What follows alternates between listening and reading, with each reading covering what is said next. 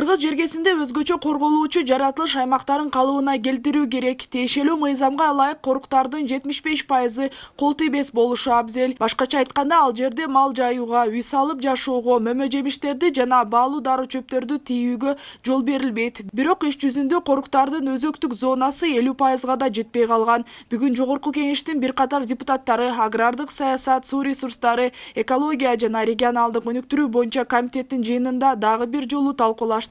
Анткени бул маселе кече же бүгүн пайда болгон эмес. Ташман боюнча кандай кылып мыйзамга тууралайбыз.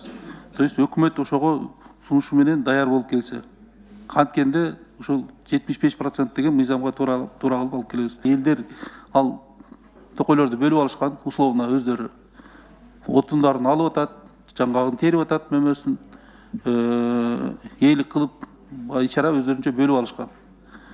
То есть мыйзамдын аткарылышы камсыздалган жок ал жерде. Себеби элдин турмуш тиричилиги ошо токой менен ал жерден чогулткан түшүмү, мөмөсү, башкасы мындайча айтканда учет жок да, бүгүн кай жакка кетип атат. Коруктан таптакыр эч нерсе чогултпаш керек. Бирок фактически ошол жерде токойчулар чогултуп атат.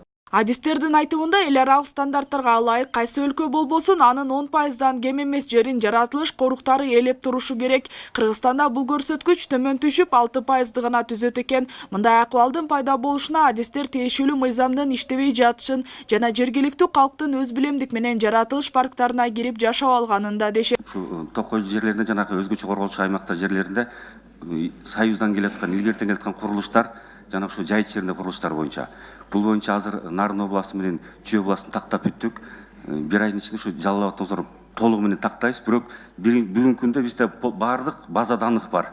Көптөгөн жанагы айыл жайгашкан талаш жерлер жайгашкан, мисалы үчүн Дашмандык эле 21% болуп турат. Бул маселе чечиш кыйын себеби дегенде же болбосо ошол жерден көчүрүп чыгыш керек айылды. Же болбосо тосуш керек. Жаратылыш коруктарын улуттук паркка айландыруудан майнап чыкпайт дешет адистер. Качан элдин аң сезими өзгөрүп, жаратылыш ресурстарын талаптооного эмес, аны коргоого өткөн маалда гана өзгөчө корголуучу аймактар өз калыбына келип байый баштайт. Эгерде закон иштебесе, бул закондун проблемасы эмес. Бул проблема жанакы охранасы, жанакы иштеп жүргөн эмелерчи, ответственный адамдардыкы. Ошол жакта кайтарып жүргөн ошолорго берген, силер мына кайтарлар, силердин эме ошолордун эмеси проблемасы. Алар иштебейт элдер менен, айтпайт, мындай болбойт.